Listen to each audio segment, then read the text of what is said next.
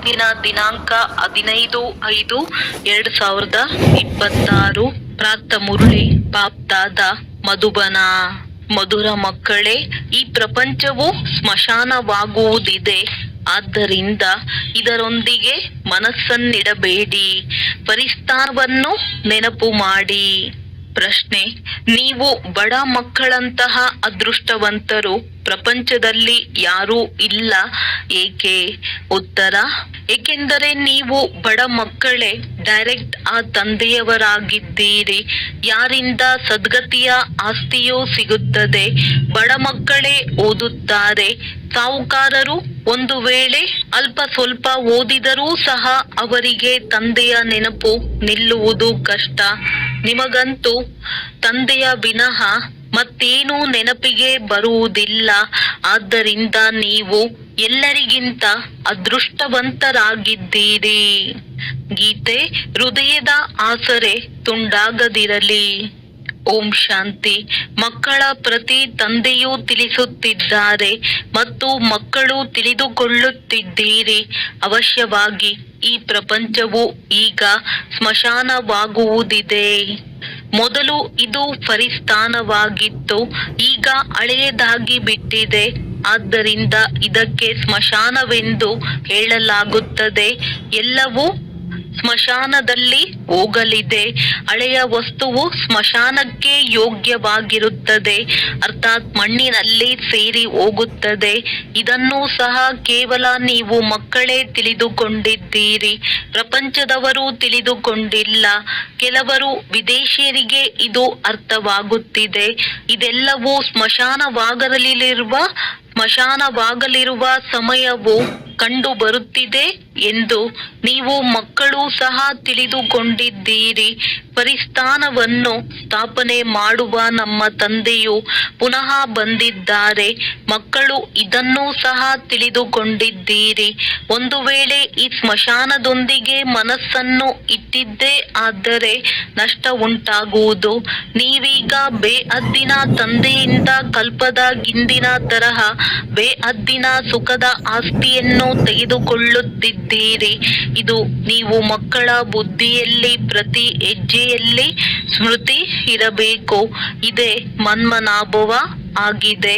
ತಂದೆಯ ನೆನಪಿನಲ್ಲಿ ಇರುವುದರಿಂದಲೇ ಸ್ವರ್ಗವಾಸಿಗಳಾಗುತ್ತೀರಿ.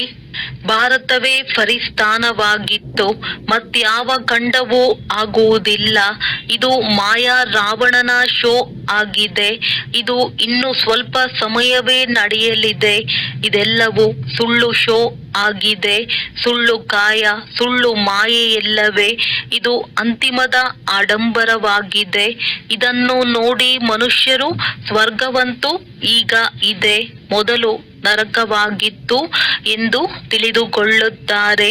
ದೊಡ್ಡ ದೊಡ್ಡ ಕಟ್ಟಡಗಳನ್ನು ಕಟ್ಟಿಸುತ್ತಿರುತ್ತಾರೆ. ಇದು 100 ವರ್ಷಗಳ ಶೋ ಆಗಿದೆ. ವಿದ್ಯುತ್, ಟೆಲಿಫೋನ್, ವಿಮಾನ ಇವೆಲ್ಲವೂ 100 ವರ್ಷಗಳಿಂದ ಈಚೆಗೆ ಹೊರ ಬಂದಿದೆ. ಎಷ್ಟೊಂದು ಶೋ ಇದೆ. ಆದ್ದರಿಂದ ವರ್ಗವಂತೂ ಈಗಲೇ ಇದೆ ಎಂದು ಅವರು ತಿಳಿದುಕೊಳ್ಳುತ್ತಾರೆ. ಹಳೆಯ ದೆಹಲಿಯು ಹೇಗಿತ್ತು, ಈಗ ನವ ದೆಹಲಿಯು ಎಷ್ಟು ಚೆನ್ನಾಗಿ ತಯಾರಾಗಿದೆ. ನವ ದೆಹಲಿ ಎಂದೇ ಹೆಸರನ್ನಿಟ್ಟಿದ್ದಾರೆ. ಹೊಸ ಪ್ರಪಂಚ ರಾಮರಾಜ್ಯವು ಸ್ಥಾಪನೆಯಾಗಲಿ, ಪರಿಸ್ಥಾನವಾಗಲಿ ಎಂದು ಬಾಪೂಜಿಯೂ ಸಹ ಹೇಳುತ್ತಿದ್ದರು. ಇದಂತೂ ತಾತ್ಕಾಲಿಕ ಶೋ ಆಗಿದೆ. ಎಷ್ಟು ದೊಡ್ಡ ದೊಡ್ಡ ಮನೆಗಳು, ಕಾರಂಜಿ ಮೊದಲಾದವುಗಳನ್ನು ಕಟ್ಟಿಸುತ್ತಾರೆ. ಇದಕ್ಕೆ ಆರ್ಟಿಫಿಷಿಯಲ್ ಸ್ವರ್ಗವೆಂದು ಹೇಳಲಾಗುತ್ತದೆ. ಇದು ಅಲ್ಪ ಕಾಲಕ್ಕಾಗಿ. ನೀವು ತಿಳಿದುಕೊಂಡಿದ್ದೀರಿ, ಇದರ ಹೆಸರು ಸ್ವರ್ಗವೇನಲ್ಲ, ಇದು ನರಕವಾಗಿದೆ. ನರಕದ್ದು ಒಂದು ಶೋ ಆಗಿದೆ. ಇದು ಅಲ್ಪ ಕಾಲದ ಶೋ. ಈಗ ಹೋಯಿತೆಂದರೆ ಹೋಯಿತು. ಈಗ ತಂದೆಯು ಮಕ್ಕಳಿಗೆ ತಿಳಿಸುತ್ತಾರೆ. ಮೊದಲನೆಯದಾಗಿ ಶಾಂತಿಧಾಮವನ್ನು ನೆನಪು ಮಾಡಿ. ಎಲ್ಲ ಮನುಷ್ಯ ಮಾತ್ರರು ಶಾಂತಿಯನ್ನೇ ಹುಡುಕುತ್ತಾ ಇರುತ್ತಾರೆ. ಎಲ್ಲಿಂದ ಶಾಂತಿ ಸಿಗುವುದು? ಪ್ರಪಂಚದಲ್ಲಿ ಹೇಗೆ ಶಾಂತಿಯು ಸ್ಥಾಪನೆಯಾಗುವುದು ಎಂಬ ಪ್ರಶ್ನೆಯಂತೂ ಇಡೀ ಪ್ರಪಂಚಕ್ಕೆ ಇದೆ. ವಾಸ್ತವದಲ್ಲಿ ನಾವೆಲ್ಲರೂ ಶಾಂತಿಧಾಮದ ನಿವಾಸಿಗಳು. ನಾವಾತ್ಮರು ಶಾಂತಿಧಾಮದಲ್ಲಿ ಇರುತ್ತೇವೆ. ನಂತರ ಪಾತ್ರವನ್ನು ಅಭಿನಯಿಸಲು ಇಲ್ಲಿಗೆ ಬರುತ್ತೇವೆ ಎಂದು ಮನುಷ್ಯರಿಗೆ ತಿಳಿದೇ ಇಲ್ಲ. ಅದು ನೀವು ಮಕ್ಕಳಿಗೆ ತಿಳಿದಿದೆ. ಶಾಂತಿಧಾಮದ ಮೂಲಕ ಸುಖಧಾಮದಲ್ಲಿ ಹೋಗಲು ನೀವು ಪುರುಷಾರ್ಥ ಮಾಡುತ್ತಿದ್ದೀರಿ. ಪ್ರತಿಯೊಬ್ಬರ ಬುದ್ಧಿಯಲ್ಲಿದೆ, ನಾವಾತ್ಮರು ಈಗ ನಮ್ಮ ಮನೆ ಶಾಂತಿಧಾಮಕ್ಕೆ ಹೋಗುತ್ತೇವೆ. ಇಲ್ಲಂತೂ ಶಾಂತಿಯ ಮಾತಿರಲು ಸಾಧ್ಯವಿಲ್ಲ. ಇದು ದುಃಖಧಾಮವಾಗಿದೆ. ಸತ್ಯಯುಗವು ಪಾವನ ಪ್ರಪಂಚ, ಕಲಿಯುಗವು ಪತಿತ ಪ್ರಪಂಚವಾಗಿದೆ. ಈ ಮಾತುಗಳ ತಿಳುವಳಿಕೆಯು ಈಗ ನೀವು ಮಕ್ಕಳಿಗೆ ಬಂದಿದೆ. ಪ್ರಪಂಚದವರು ಏನನ್ನೂ ತಿಳಿದುಕೊಂಡಿಲ್ಲ. ಬೇಅದ್ದಿನ ತಂದೆಯು ನಮಗೆ ಸೃಷ್ಟಿ ಚಕ್ರದ ಆದಿ ಮಧ್ಯ ಅಂತ್ಯದ ರಹಸ್ಯವನ್ನು ತಿಳಿಸುತ್ತಾರೆ. ಮತ್ತೆ ಧರ್ಮ ಸ್ಥಾಪಕರು ಬಂದು ಹೇಗೆ ಧರ್ಮ ಸ್ಥಾಪನೆ ಮಾಡುತ್ತಾರೆ ಎಂಬುದು ನಿಮ್ಮ ಬುದ್ಧಿಯಲ್ಲಿ ಬಂದಿದೆ. ಈಗ ಸೃಷ್ಟಿಯಲ್ಲಿ ಎಷ್ಟೊಂದು ಜನಸಂಖ್ಯೆ ಇದೆ. ಭಾರತದಲ್ಲಿಯೂ ಬಹಳಷ್ಟಿದೆ. ಭಾರತವು ಸ್ವರ್ಗವಾಗಿದ್ದಾಗ ಬಹಳ ಸಾಹುಕಾರರಿದ್ದರು. ಮತ್ಯಾವುದೇ ಧರ್ಮವಿರಲಿಲ್ಲ. ನೀವು ಮಕ್ಕಳನ್ನು ಪ್ರತಿನಿತ್ಯವೂ ರಿಫ್ರೆಶ್ ಮಾಡಲಾಗುತ್ತದೆ. ತಂದೆ ಮತ್ತು ಆಸ್ತಿಯನ್ನು ನೆನಪು ಮಾಡಿ. ಭಕ್ತಿ ಮಾರ್ಗದಲ್ಲಿಯೂ ಇದು ನಡೆದು ಬರುತ್ತದೆ. ಯಾವಾಗಲೂ ಬೆರಳು ಮೇಲೆ ಮಾಡಿ ತೋರಿಸುತ್ತಾರೆ. ಪರಮಾತ್ಮನನ್ನು ನೆನಪು ಮಾಡಿ. ಪರಮಾತ್ಮ ಅಥವಾ ಅಲ್ಲ ಪರಮಧಾಮದಲ್ಲಿದ್ದಾರೆ. ಆದರೆ ಕೇವಲ ಹಾಗೆಯೇ ನೆನಪು ಮಾಡುವುದರಿಂದ ಏನೂ ಆಗುವುದಿಲ್ಲ. ನೆನಪಿನಿಂದ ಲಾಭವೇನು, ಅವರ ಜೊತೆ ನಮ್ಮ ಸಂಬಂಧವೇನು ಎಂಬುದು ಅವರಿಗೂ ತಿಳಿದಿಲ್ಲ. ದುಃಖದ ಸಮಯದಲ್ಲಿ ಹೇ ರಾಮ ಎಂದು ಕರೆಯುತ್ತಾರೆ. ಆತ್ಮವು ನೆನಪು ಮಾಡುತ್ತದೆ. ಆದರೆ ಯಾವುದಕ್ಕೆ ಸುಖ ಶಾಂತಿ ಎಂದು ಹೇಳಲಾಗುತ್ತದೆ ಎಂಬುದನ್ನು ತಿಳಿದುಕೊಂಡಿಲ್ಲ. ನಿಮ್ಮ ಬುದ್ಧಿಯಲ್ಲಿ ಬರುತ್ತದೆ, ನಾವೆಲ್ಲರೂ ಒಬ್ಬ ತಂದೆಯ ಸಂತಾನರಾಗಿದ್ದೇವೆ ಅಂದ ಮೇಲೆ ಏಕೆ ದುಃಖವಾಗಬೇಕು? ಬೇಅದ್ದಿನ ತಂದೆಯಿಂದ ಸದಾ ಸುಖದ ಆಸ್ತಿಯು ಸಿಗಬೇಕು. ಇದು ಸಹ ಚಿತ್ರದಲ್ಲಿ ಸ್ಪಷ್ಟವಾಗಿದೆ. ಭಗವಂತನು ಸ್ವರ್ಗದ ಸ್ಥಾಪನೆ ಮಾಡುವವರಾಗಿದ್ದಾರೆ. ಅವರು ಭಾರತದಲ್ಲಿಯೇ ಬರುತ್ತಾರೆ. ಆದರೆ ಇದನ್ನು ಯಾರೂ ತಿಳಿದುಕೊಳ್ಳುವುದಿಲ್ಲ. ಅವಶ್ಯವಾಗಿ ಸಂಗಮದಲ್ಲಿಯೇ ದೇವಿ ದೇವತಾ ಧರ್ಮದ ಸ್ಥಾಪನೆಯಾಗುವುದು. ಸತ್ಯಯುಗದಲ್ಲಿ ಹೇಗಾಗುವುದು? ಆದರೆ ಈ ಮಾತುಗಳನ್ನು ಅನ್ಯ ಧರ್ಮದವರು ತಿಳಿದುಕೊಳ್ಳುವುದಿಲ್ಲ. ತಂದೆಯೇ ಜ್ಞಾನಪೂರ್ಣನಾಗಿದ್ದಾರೆ. ಅವರು ಆದಿ ಸನಾತನ ದೇವಿ ದೇವತಾ ಧರ್ಮವು ಹೇಗೆ ಸ್ಥಾಪನೆಯಾಯಿತು ಎಂಬುದನ್ನು ತಿಳಿಸುತ್ತಾರೆ. ಸತ್ಯಯುಗದ ಆಯಸ್ಸನ್ನು ಲಕ್ಷಾಂತರ ವರ್ಷಗಳು ಎಂದು ಹೇಳಿರುವುದರಿಂದ ಬಹಳ ದೂರ ತೆಗೆದುಕೊಂಡು ಹೋಗುತ್ತಾರೆ. ನೀವು ಮಕ್ಕಳು ಚಿತ್ರದಲ್ಲಿ ತಿಳಿಸಬೇಕಾಗಿದೆ. ಭಾರತದಲ್ಲಿ ಈ ಲಕ್ಷ್ಮೀನಾರಾಯಣರ ರಾಜ್ಯವಿತ್ತು. ಇವರು ಹೇಗೆ ಯಾವಾಗ ಈ ರಾಜ್ಯವನ್ನು ಪಡೆದರು ಎಂಬುದನ್ನು ತಿಳಿದುಕೊಂಡಿಲ್ಲ. ಕೇವಲ ಇವರು ಸತ್ಯಯುಗದ ಮಾಲೀಕರಾಗಿದ್ದರು ಎಂದು ಹೇಳುತ್ತಾರೆ. ಅವರ ಮುಂದೆ ಹೋಗಿ ಬೇಡುತ್ತಾರೆ. ಆಗ ಅಲ್ಪ ಕಾಲಕ್ಕಾಗಿ ಏನಾದರೂ ಸಿಗುತ್ತದೆ. ಯಾರಾದರೂ ದಾನ ಪುಣ್ಯ ಮಾಡಿದರೆ ಅಲ್ಪ ಕಾಲಕ್ಕಾಗಿ ಅದರ ಫಲವು ಸಿಗುತ್ತದೆ.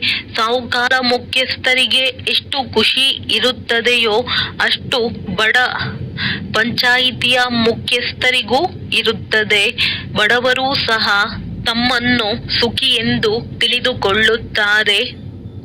ಬಾಂಬೆಯಲ್ಲಿ ನೋಡಿ, ಬಡವರು ಎಂತೆಂತಹ ಸ್ಥಳಗಳಲ್ಲಿ ಇರುತ್ತಾರೆ. ನೀವು ಮಕ್ಕಳು ಈಗ ತಿಳಿದುಕೊಂಡಿದ್ದೀರಿ. ಬಲೆ ಕೋಟ್ಯಾಧೀಶ್ವರರಿರಬಹುದು, ಆದರೆ ಎಷ್ಟೊಂದು ದುಃಖಿಯಾಗಿದ್ದಾರೆ. ನೀವು ಹೇಳುತ್ತೀರಿ, ನಮ್ಮಂತಹ ಅದೃಷ್ಟವಂತರು ಮತ್ಯಾರೂ ಇಲ್ಲ. ನಾವು ಡೈರೆಕ್ಟ್ ತಂದೆಯ ಮಕ್ಕಳಾಗಿದ್ದೇವೆ. ಯಾರಿಂದ ಸದ್ಗತಿಯ ಆಸ್ತಿಯೂ ಸಿಗುತ್ತದೆ. ದೊಡ್ಡ ದೊಡ್ಡ ವ್ಯಕ್ತಿಗಳು ಎಂದು ಶ್ರೇಷ್ಠ ಪದವಿಯನ್ನು ಪಡೆಯಲು ಸಾಧ್ಯವಿಲ್ಲ. ಯಾರು ಬಡವರಿದ್ದಾರೆಯೋ ಅವರೇ ಸಾಹುಕಾರರಾಗಿ ಬಿಡುತ್ತಾರೆ. ವಾಸ್ತವದಲ್ಲಿ ನೀವೇ ಓದಿ ವಿದ್ಯಾವಂತರಾಗುತ್ತೀರಿ, ಅವರು ಅವಿದ್ಯಾವಂತರಾಗುತ್ತಾರೆ. ಬಲೆ ಅಲ್ಪ ಸ್ವಲ್ಪ ಓದಿದರೂ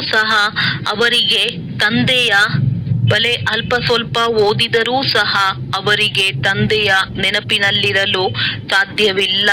ಅಂತಿಮದಲ್ಲಿ ನಿಮಗೆ ತಂದೆಯ ವಿನಃ ಮತ್ತೇನೂ ನೆನಪಿರಬಾರದು, ಏಕೆಂದರೆ ನಿಮಗೆ ತಿಳಿದಿದೆ ಇದೆಲ್ಲವೂ ಸ್ಮಶಾನವಾಗಲಿದೆ. ಬುದ್ಧಿಯಲ್ಲಿರಲಿ, ನಾವು ಯಾವ ಉದ್ಯೋಗ ವ್ಯವಹಾರಗಳನ್ನು ಮಾಡುತ್ತೇವೆಯೋ ಇವು ಸ್ವಲ್ಪ ಸಮಯಕ್ಕಾಗಿ ಮಾತ್ರ. ಧನವಂತರು ಧರ್ಮಶಾಲೆಗಳನ್ನು ಕಟ್ಟಿಸುತ್ತಾರೆ, ಅವರೇನು ಸಂಪಾದನೆಗಾಗಿ ಕಟ್ಟಿಸುವುದಿಲ್ಲ. ತೀರ್ಥಸ್ಥಾನಗಳಲ್ಲಿ ಧರ್ಮಶಾಲೆಗಳಿಲ್ಲವೆಂದರೆ ಅಲ್ಲಿ ಹೋಗುವವರು ಎಲ್ಲಿ ಇರುವುದು? ಆದ್ದರಿಂದ ಸಾಹುಕಾರರು ಧರ್ಮಶಾಲೆಗಳನ್ನು ಕಟ್ಟಿಸುತ್ತಾರೆ, ವ್ಯಾಪಾರ ಮಾಡುವುದಕ್ಕಾಗಿ ಅಲ್ಲ. ತೀರ್ಥಸ್ಥಾನಗಳಲ್ಲಿ ಧರ್ಮಶಾಲೆಗಳನ್ನು ಕಟ್ಟಿಸಲಾಗುತ್ತದೆ. ನಿಮ್ಮ ಸೇವಾ ಕೇಂದ್ರವು ದೊಡ್ಡದಕ್ಕಿಂತ ದೊಡ್ಡ ತೀರ್ಥಸ್ಥಾನವಾಗಿದೆ. ಎಲ್ಲೆಲ್ಲಿ ನಿಮ್ಮ ಸೇವಾ ಕೇಂದ್ರಗಳಿವೆಯೋ ಅವು ದೊಡ್ಡ ದೊಡ್ಡ ತೀರ್ಥಸ್ಥಾನಗಳಿವೆ. ಎಲ್ಲಿಂದ ಮನುಷ್ಯರಿಗೆ ಸುಖ ಶಾಂತಿ ಸಿಗುತ್ತದೆ. ನಿಮ್ಮ ಈ ಗೀತಾ ಪಾಠಶಾಲೆಯು ದೊಡ್ಡದಾಗಿದೆ. ಇದು ಆದಾಯದ ಮೂಲವಾಗಿದೆ. ಇದರಿಂದ ಬಹಳ ಸಂಪಾದನೆಯಾಗುತ್ತದೆ. ನೀವು ಮಕ್ಕಳಿಗಾಗಿ ಇದು ಧರ್ಮಶಾಲೆಯಾಗಿದೆ, ದೊಡ್ಡದಕ್ಕಿಂತ ದೊಡ್ಡ ತೀರ್ಥಸ್ಥಾನವಾಗಿದೆ. ನೀವು ಬೇಅದ್ದಿನ ತಂದೆಯಿಂದ ಬೇಅದ್ದಿನ ಆಸ್ತಿಯನ್ನು ತೆಗೆದುಕೊಳ್ಳುತ್ತೀರಿ. ಇದರಂತಹ ದೊಡ್ಡ ತೀರ್ಥಸ್ಥಾನವು ಮತ್ಯಾವುದೂ ಇರುವುದಿಲ್ಲ. ಆ ತೀರ್ಥ ಸ್ಥಳಗಳಿಗೆ ಹೋಗುವುದರಿಂದ ನಿಮಗೆ ಏನೂ ಸಿಗುವುದಿಲ್ಲ. ಇದನ್ನು ನೀವೀಗ ತಿಳಿದುಕೊಂಡಿದ್ದೀರಿ. ಭಕ್ತರು ಬಹಳ ಪ್ರೇಮದಿಂದ ಮಂದಿರಗಳಲ್ಲಿ ಚರಣಾಮೃತವನ್ನು ತೆಗೆದುಕೊಳ್ಳುತ್ತಾರೆ. ಇದರಿಂದ ನಾವು ಪವಿತ್ರವಾಗಿ ಬಿಡುವುದು ಎಂದು ತಿಳಿದುಕೊಳ್ಳುತ್ತಾರೆ. ಆದರೆ ಅದಂತೂ ನೀರಾಗಿದೆ. ಇಲ್ಲಿ ತಂದೆಯೂ ತಿಳಿಸುತ್ತಾರೆ, ನನ್ನನ್ನು ನೆನಪು ಮಾಡಿದರೆ ಆಸ್ತಿಯೂ ಸಿಗುವುದು. ಈಗ ಬೇಅದ್ದಿನ ತಂದೆಯಿಂದ ನಿಮಗೆ ಅವಿನಾಶಿ ಜ್ಞಾನ ರತ್ನಗಳ ಖಜಾನೆಯು ಸಿಗುತ್ತದೆ. ಬಹುತೇಕವಾಗಿ ಶಂಕರನ ಬಳಿ ಹೋಗುತ್ತಾರೆ. ಅಮರನಾಥನು ಪಾರ್ವತಿಗೆ ಕತೆ ಹೇಳಿದರೆಂದು ಹೇಳುತ್ತಾರೆ. ಆದ್ದರಿಂದ ಜೋಳಿಗೆಯನ್ನು ತುಂಬಿಸು ಎಂದು ಹೇಳುತ್ತಾರೆ. ನೀವು ಅವಿನಾಶಿ ಜ್ಞಾನ ರತ್ನಗಳಿಂದ ಜೋಳಿಗೆಯನ್ನು ತುಂಬಿಸಿಕೊಳ್ಳುತ್ತೀರಿ. ಬಾಕಿ ಅಮರನಾಥನು ಕೇವಲ ಒಬ್ಬರಿಗೆ ಕುಳಿತು ಕತೆ ಹೇಳುವರೆ? ಅವಶ್ಯವಾಗಿ ಅನೇಕರಿರಬೇಕು. ಅವರು ಮೃತ್ಯು ಲೋಕದಲ್ಲಿಯೇ ಇರುವರು. ಸೂಕ್ಷ್ಮ ವತನದಲ್ಲಂತೂ ಕಥೆಯನ್ನು ಹೇಳುವ ಅವಶ್ಯಕತೆಯೇ ಇಲ್ಲ. ಅನೇಕ ತೀರ್ಥ ಸ್ಥಾನಗಳನ್ನು ಮಾಡಿದ್ದಾರೆ. ಸಾಧು ಸಂತ ಮಹಾತ್ಮರು ಅನೇಕರು ಹೋಗುತ್ತಾರೆ. ಅಮರನಾಥದಲ್ಲಿ ಲಕ್ಷಾಂತರ ಮಂದಿ ಹೋಗುತ್ತಾರೆ. ಎಲ್ಲದಕ್ಕಿಂತ ಹೆಚ್ಚಿನದಾಗಿ ಕುಂಭಮೇಳದಲ್ಲಿ ಗಂಗಾ ಸ್ನಾನ ಮಾಡಲು ಹೋಗುತ್ತಾರೆ. ಇದರಿಂದ ನಾವು ಪಾವನರಾಗುತ್ತೇವೆಂದು ತಿಳಿದುಕೊಳ್ಳುತ್ತಾರೆ. ವಾಸ್ತವದಲ್ಲಿ ಸತ್ಯವಾದ ಕುಂಭಮೇಳವು ಇದಾಗಿದೆ. ಆ ಮೇಳಗಳಲ್ಲಂತೂ ಜನ್ಮ ಜನ್ಮಾಂತರದಿಂದ ಮಾಡುತ್ತಾ ಬಂದಿರಿ. ಆದರೆ ತಂದೆಯು ತಿಳಿಸುತ್ತಾರೆ, ಇದರಿಂದ ಯಾರೂ ತಮ್ಮ ಮನೆಗೆ ಹಿಂತಿರುಗಿ ಹೋಗಲು ಸಾಧ್ಯವಿಲ್ಲ. ಏಕೆಂದರೆ ಆತ್ಮವು ಪವಿತ್ರವಾದಾಗಲೇ ಹೋಗಲು ಸಾಧ್ಯ. ಆದರೆ ಅಪವಿತ್ರರಾಗಿರುವ ಕಾರಣ ಎಲ್ಲರ ರೆಕ್ಕೆಗಳು ತುಂಡಾಗಿವೆ. ಆತ್ಮಕ್ಕೆ ಈಗ ರೆಕ್ಕೆಗಳು ಸಿಕ್ಕಿವೆ. ಯೋಗದಲ್ಲಿರುವುದರಿಂದ ಆತ್ಮವು ಎಲ್ಲದಕ್ಕಿಂತ ತೀಕ್ಷ್ಣವಾಗಿ ಹಾರುತ್ತದೆ. ಯಾರ ಲೆಕ್ಕಾಚಾರವು ಲಂಡನ್ನಿನಲ್ಲಿ ಅಮೆರಿಕದಲ್ಲಿದ್ದರೆ ಕೂಡಲೇ ಅಲ್ಲಿಗೆ ಹಾರುತ್ತಾರೆ, ಸೆಕೆಂಡಿನಲ್ಲಿ ಅಲ್ಲಿಗೆ ಹೋಗಿ ತಲುಪುತ್ತಾರೆ. ಆದರೆ ಮುಕ್ತಿಧಾಮಕ್ಕೆ ಕರ್ಮಾತೀತರಾದಾಗಲೇ ಹೋಗಲು ಸಾಧ್ಯ. ಅಲ್ಲಿಯವರೆಗೆ ಇಲ್ಲಿಯೇ ಜನನ ಮರಣದಲ್ಲಿ ಬರುತ್ತಾರೆ. ಹೇಗೆ ನಾಟಕವು ಟಿಕ್ ಟಿಕ್ ಎಂದು ನಡೆಯುತ್ತದೆ, ಆತ್ಮವು ಹಾಗೆಯೇ 1 ಸೆಕೆಂಡ್ ಕಳೆಯಿತೆಂದರೆ ಆತ್ಮವು ಹೊರಟು ಹೋಯಿತು. ಇದರಷ್ಟು ತೀಕ್ಷ್ಣ ಮತ್ಯಾವುದೇ ವಸ್ತುವಿರುವುದಿಲ್ಲ. ಅನೇಕ ಆತ್ಮಗಳು ಮೂಲವತನದಲ್ಲಿ ಹೋಗುವರು. ಆತ್ಮಕ್ಕೆ ಎಲ್ಲಿಂದ ಎಲ್ಲಿಗೆ ಬೇಕಾದರೂ ತಲುಪುವುದರಲ್ಲಿ ಸಮಯ ಹಿಡಿಸುವುದಿಲ್ಲ. ಮನುಷ್ಯರು ಈ ಮಾತುಗಳನ್ನು ತಿಳಿದುಕೊಳ್ಳುವುದಿಲ್ಲ.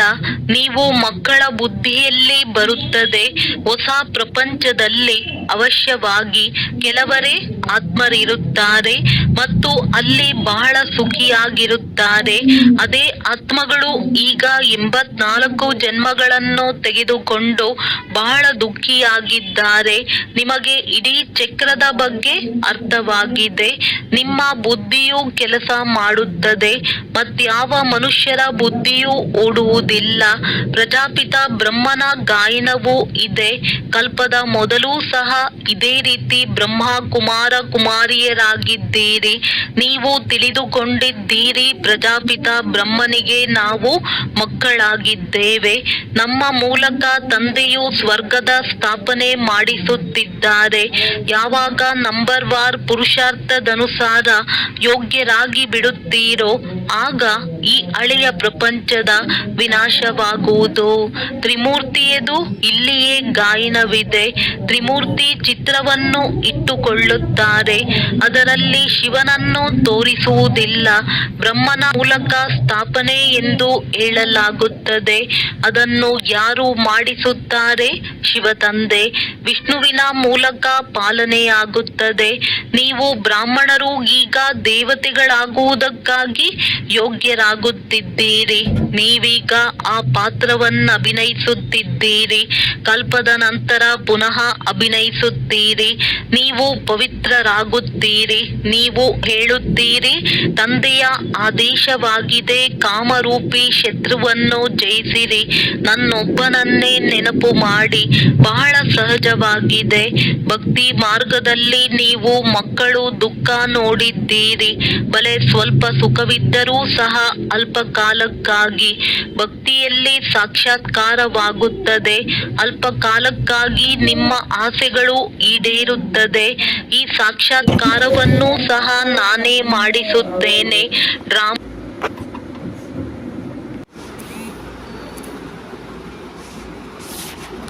ನಿಗದಿಯಾಗಿದೆ. ಯಾವ ಕ್ಷಣ ಪ್ರತಿ ಕ್ಷಣವೂ ಕಳೆಯಿತೋ ಅದು ಡ್ರಾಮಾದಲ್ಲಿ ಮೊದಲೇ ನಿಗದಿಯಾಗಿದೆ. ಈಗ ನಿಗದಿಯಾಯಿತು ಎಂದು ಹೇಳುವುದಿಲ್ಲ. ಇದು ಅನಾದಿ ಮಾಡಲ್ಪಟ್ಟ ನಾಟಕವಾಗಿದೆ. ಎಷ್ಟು ಮಂದಿ ಪಾತ್ರಧಾರಿಗಳಿದ್ದಾರೆಯೋ ಎಲ್ಲರ ಪಾತ್ರವು ಅವಿನಾಶಿಯಾಗಿದೆ. ಯಾರೂ ಮೋಕ್ಷವನ್ನು ಪಡೆಯುವುದಿಲ್ಲ. ನಾವು ಲೀನವಾಗಿ ಬಿಡುತ್ತೇವೆಂದು ಸನ್ಯಾಸಿಗಳು ಹೇಳುತ್ತಾರೆ. ತಂದೆಯು ತಿಳಿಸುತ್ತಾರೆ, ನೀವು ಅವಿನಾಶಿ ಆತ್ಮನಾಗಿದ್ದೀರಿ. ಆತ್ಮವು ಬಿಂದುವಾಗಿದೆ. ಇಷ್ಟು ಚಿಕ್ಕ ಬಿಂದುವಿನಲ್ಲಿ 84 ಜನ್ಮಗಳ ಪಾತ್ರವು ನಿಗದಿಯಾಗಿದೆ. ಈ ಚಕ್ರವು ನಡೆಯುತ್ತಲೇ ಇರುತ್ತದೆ. ಯಾರು ಮೊಟ್ಟ ಮೊದಲು ಪಾತ್ರವನ್ನು ಅಭಿನಯಿಸಲು ಬರುತ್ತಾರೆಯೋ ಅವರೇ 84 ಜನ್ಮಗಳನ್ನು ತೆಗೆದುಕೊಳ್ಳುತ್ತಾರೆ. ಎಲ್ಲರೂ ತೆಗೆದುಕೊಳ್ಳಲು ಸಾಧ್ಯವಿಲ್ಲ. ನಿಮ್ಮ ವಿನಃ ಮತ್ಯಾರ ಬುದ್ಧಿಯಲ್ಲಿಯೂ ಈ ಜ್ಞಾನವಿಲ್ಲ. ಜ್ಞಾನ ಸಾಗರನು ಒಬ್ಬರೇ ತಂದೆಯಾಗಿದ್ದಾರೆ. ನಾವು ಆ ತಂದೆಯಿಂದ ಆಸ್ತಿಯನ್ನು ತೆಗೆದುಕೊಳ್ಳುತ್ತಿದ್ದೇವೆ. ತಂದೆಯು ನಮ್ಮನ್ನು ಪತಿತದಿಂದ ಪಾವನರನ್ನಾಗಿ ಮಾಡುತ್ತಾರೆ, ಸುಖ ಶಾಂತಿಯ ಆಸ್ತಿಯನ್ನು ಕೊಡುತ್ತಾರೆ. ಸತ್ಯಯುಗದಲ್ಲಿ ದುಃಖದ ಹೆಸರು ಗುರುತು ಇರುವುದಿಲ್ಲ. ತಂದೆಯು ಹೇಳುತ್ತಾರೆ, ಆಯುಷ್ಮಾನ್ ಭವ, ಧನವಾನ್ ಭವ. ನಿವೃತ್ತಿ ಮಾರ್ಗದವರು ಹೀಗೆ ಆಶೀರ್ವಾದ ಮಾಡಲು ಸಾಧ್ಯವಿಲ್ಲ. ನೀವು ಮಕ್ಕಳಿಗೆ ತಂದೆಯಿಂದ ಆಸ್ತಿಯೂ ಸಿಗುತ್ತಿದೆ. ಸತ್ಯ ತ್ರೇತಾ ಯುಗವು ಸುಖಧಾಮವಾಗಿದೆ. ಮತ್ತೆ ಹೇಗೆ ದುಃಖವಾಗುತ್ತದೆ ಎಂಬುದನ್ನು ಯಾರೂ ತಿಳಿದುಕೊಂಡಿಲ್ಲ. ದೇವತೆಗಳು ಹೇಗೆ ವಾಮ ಮಾರ್ಗದಲ್ಲಿ ಹೋಗುತ್ತಾರೆಂದು ಸಾಕ್ಷಿಗಳಿವೆ. ಜಗನ್ನಾಥಪುರಿಯಲ್ಲಿ ದೇವತೆಗಳ ಚಿತ್ರಗಳು ಕಿರೀಟ ಇತ್ಯಾದಿ ಧರಿಸಿರುವುದನ್ನು ತೋರಿಸುತ್ತಾರೆ. ನಂತರ ಕೊಳಕು ಚಿತ್ರಗಳನ್ನು ತೋರಿಸಿದ್ದಾರೆ. ಆದ್ದರಿಂದ ಅವರ ಮೂರ್ತಿಯನ್ನು ಕಪ್ಪಾಗಿ ತೋರಿಸಿದ್ದಾರೆ. ಇದರಿಂದಲೇ ದೇವತೆಗಳು ವಾಮ ಮಾರ್ಗದಲ್ಲಿ ಇಳಿಯುತ್ತಾರೆಂದು ಸಿದ್ಧವಾಗುತ್ತದೆ. ಆದ್ದರಿಂದ ಅಂತಿಮದಲ್ಲಿ ಸಂಪೂರ್ಣ ಕಪ್ಪಾಗಿ ಬಿಡುತ್ತಾರೆ. ನೀವೀಗ ತಿಳಿದುಕೊಂಡಿದ್ದೀರಿ ಭಾರತವು ಎಷ್ಟು ಸುಂದರವಾಗಿತ್ತು. ನಂತರ ಡ್ರಾಮಾ ಪ್ಲಾನ್ ಅನುಸಾರ ತಮೋ ಪ್ರಧಾನ ಆಗಲೇಬೇಕಾಗಿದೆ. ಈಗ ಸಂಗಮದಲ್ಲಿ ನಿಮಗೆ ಈ ಜ್ಞಾನವಿದೆ. ತಂದೆಯು ಜ್ಞಾನಪೂರ್ಣನಾಗಿದ್ದಾರೆ. ನಿಮಗೆ ಒಬ್ಬರೇ ತಂದೆಯು ತಂದೆ, ಶಿಕ್ಷಕ, ಗುರು ಮೂವರು ಆಗಿದ್ದಾರೆ. ಇದು ಸದಾ ಬುದ್ಧಿಯಲ್ಲಿರಲಿ. ಶಿವ ತಂದೆಯು ನಮಗೆ ಓದಿಸುತ್ತಾರೆ. ಇದು ಬೇಅದ್ದಿನ ವಿದ್ಯೆಯಾಗಿದೆ. ಇದರಿಂದ ನೀವು ಜ್ಞಾನಪೂರ್ಣರಾಗಿ ಬಿಟ್ಟಿದ್ದೀರಿ. ನೀವು ಎಲ್ಲವನ್ನೂ ಅರಿತುಕೊಂಡಿದ್ದೀರಿ. ಅವರು ಸರ್ವವ್ಯಾಪಿ ಎಂದು ಹೇಳುತ್ತಾರೆ. ನೀವು ಪತಿತ ಪಾವನನೆಂದು ಹೇಳುತ್ತೀರಿ. ಎಷ್ಟು ರಾತ್ರಿ ಹಗಲಿನ ವ್ಯತ್ಯಾಸವಿದೆ. ನೀವೀಗ ನಂಬರ್ ವಾರ್ ಮಾಸ್ಟರ್ ಜ್ಞಾನಪೂರ್ಣರಾಗಿದ್ದೀರಿ. ತಂದೆಯ ಬಳಿ ಏನಿದೆಯೋ ಅದನ್ನು ಕಲಿಸುತ್ತಾರೆ. ನೀವು ಸಹ ಎಲ್ಲರಿಗೆ ತಿಳಿಸುತ್ತೀರಿ. ತಂದೆಯನ್ನು ನೆನಪು ಮಾಡಿದರೆ 21 ಜನ್ಮಗಳಿಗಾಗಿ ಆಸ್ತಿಯು ಸಿಗುವುದು. ಒಳ್ಳೆಯದು. ಮಧುರಾತಿ ಮಧುರ ಅಗಲಿ ಹೋಗಿ ಮರಳಿ ಸಿಕ್ಕಿರುವ ಮಕ್ಕಳ ಪ್ರತಿ ಮಾತ್ಪಿತಾ ಬಾಪ್ ದಾದಾರವರ ನೆನಪು, ಪ್ರೀತಿ ಹಾಗೂ ಸುಪ್ರಭಾತ. ಆತ್ಮಿಕ ಮಕ್ಕಳಿಗೆ ಆತ್ಮಿಕ ತಂದೆಯ ನಮಸ್ತೆ. ಧಾರಣೆಗಾಗಿ ಮುಖ್ಯ ಸಾರ: ಸ್ವಯಂ ರಿಫ್ರೆಶ್ ಆಗಿದ್ದು ಅನ್ಯರನ್ನು ರಿಫ್ರೆಶ್ ಮಾಡಲು ತಂದೆ ಮತ್ತು ಆಸ್ತಿಯ ನೆನಪಿನಲ್ಲಿರಬೇಕು ಮತ್ತು ಎಲ್ಲರಿಗೂ ನೆನಪು ಧರಿಸಬೇಕಾಗಿದೆ. ಈ ಹಳೆಯ ಪ್ರಪಂಚದೊಂದಿಗೆ, ಈ ಸ್ಮಶಾನದೊಂದಿಗೆ ಮನಸ್ಸನ್ನಿಡಬಾರದು. ಶಾಂತಿಧಾಮ, ಸುಖಧಾಮವನ್ನು ನೆನಪು ಮಾಡಬೇಕಾಗಿದೆ. ಸ್ವಯಂ ಅನ್ನು ದೇವತೆಯಾಗಲು ಯೋಗ್ಯರನ್ನಾಗಿ ಮಾಡಿಕೊಳ್ಳಬೇಕಾಗಿದೆ. ವರದಾನ: ಈಶ್ವರಿಯ ಅಧಿಕಾರದ ಮೂಲಕ ಸಂಕಲ್ಪ ಅಥವಾ ಬುದ್ಧಿಯನ್ನು ಆದೇಶದ ಅನುಸಾರ ನಡೆಸುವಂತಹ ಮಾಸ್ಟರ್ ಸರ್ವಶಕ್ತಿವಂತ ಭವ. ಹೇಗೆ ಸ್ಥೂಲ ಕೈ ಕಾಲುಗಳನ್ನು ಸಹಜವಾಗಿಯೇ ಎಲ್ಲಿ ಬೇಕೋ ಅಲ್ಲಿ ನಡೆಸುತ್ತೀರಿ ಅಥವಾ ಕರ್ಮದಲ್ಲಿ ಉಪಯೋಗಿಸುತ್ತೀರಿ, ಹಾಗೆಯೇ ಸಂಕಲ್ಪ ಅಥವಾ ಬುದ್ಧಿಯನ್ನು ಎಲ್ಲಿ ಬೇಕೋ ಅಲ್ಲಿ ಜೋಡಣೆ ಮಾಡಿಸಲು ಸಾಧ್ಯವಾಗಲಿ. ಇದನ್ನೇ ಈಶ್ವರಿಯ ಅಧಿಕಾರವೆಂದು ಹೇಳಲಾಗುವುದು. ಹೇಗೆ ವಾಣಿಯಲ್ಲಿ ಬರುವುದು ಸಹಜವೋ ಹಾಗೆಯೇ ವಾಣಿಯಿಂದ ದೂರ ಹೋಗುವುದು ಸಹ ಸಹಜವಾಗಲಿ. ಈ ಅಭ್ಯಾಸದಿಂದಲೇ ಸಾಕ್ಷಾತ್ಕಾರ ಮೂರ್ತಿಯಾಗುವಿರಿ. ಅಂದ ಮೇಲೆ ಈಗ ಈ ಅಭ್ಯಾಸವನ್ನು ಸಹಜ ಹಾಗೂ ನಿರಂತರದಲ್ಲಿ ಇರುವಂತೆ ಮಾಡಿಕೊಂಡಾಗ ಮಾಸ್ಟರ್ ಸರ್ವಶಕ್ತಿವಂತನೆಂದು ಹೇಳಲಾಗುತ್ತದೆ. ಸ್ಲೋಗನ್: ಸ್ವಸ್ಥಿತಿಯ ಶಕ್ತಿಶಾಲಿ ಆಗಿದ್ದರೆ ಅಂತವರ ಮುಂದೆ ಪರಿಸ್ಥಿತಿಯು ಏನೂ ಮಾಡಲು ಸಾಧ್ಯವಿಲ್ಲ. ಅವ್ಯಕ್ತ ಸೂಚನೆಗಳು: ಸದಾ ಅಚಲ, ಅಡೋಲ, ಏಕರಸ ಸ್ಥಿತಿಯ ಅನುಭವ ಮಾಡಿ. ಸಮಯ ಪ್ರಮಾಣ: ಈಗ ಸದಾ ಅಚಲ, ಅಡೋಲ, ಸರ್ವ ಖಜಾನೆಗಳಿಂದ ಸಂಪನ್ನರಾಗಿ. ಸ್ವಲ್ಪವೂ ಸಹ ಏರುಪೇರು ಆಗುತ್ತ ಮಾಡುತ್ತೀರಿ ಎಂದರೆ ಸರ್ವ ಖಜಾನೆಗಳ ಅನುಭವ ಆಗುವುದಿಲ್ಲ. ತಂದೆಯ ಮೂಲಕ ಸಿಕ್ಕಿರುವ ಖಜಾನೆಗಳನ್ನು ಸದಾ ಕಾಯಮ್ಮಾಗಿ ಇಟ್ಟುಕೊಳ್ಳುವ ಸಾಧನ ಆಗಿದೆ. ಸದಾ ಅಚಲ ಅಡೋಲರಾಗಿ ಇರುವುದು. ಅಚಲರಾಗಿರುವುದರಿಂದ ಸದಾ ಖುಷಿಯ ಅನುಭವ ಆಗುತ್ತಾ ಇರುತ್ತದೆ. ಹೇಗೆ ವಿನಾಶಿ ಧನ, ಹೆಸರು, ಮಾನ್ಯತೆ, ಆಡಂಬರ, ಪದವಿ ಇತ್ಯಾದಿಗಳು ಸಿಗುತ್ತದೆ ಎಂದರೆ ಖುಷಿಯಾಗುತ್ತದೆ ಅಲ್ಲವೇ? ಇದಂತೂ ಅವಿನಾಶಿ ಖುಷಿಯಾಗಿದೆ. ಆದರೆ ಈ ಖುಷಿ ಅವರಿಗೆ ಇರುತ್ತದೆ ಯಾರು ಅಚಲ ಅಡೋಲ ಏಕರಸ ಸ್ಥಿತಿಯಲ್ಲಿ ಇರುತ್ತಾರೆ. ಒಳ್ಳೆಯದು.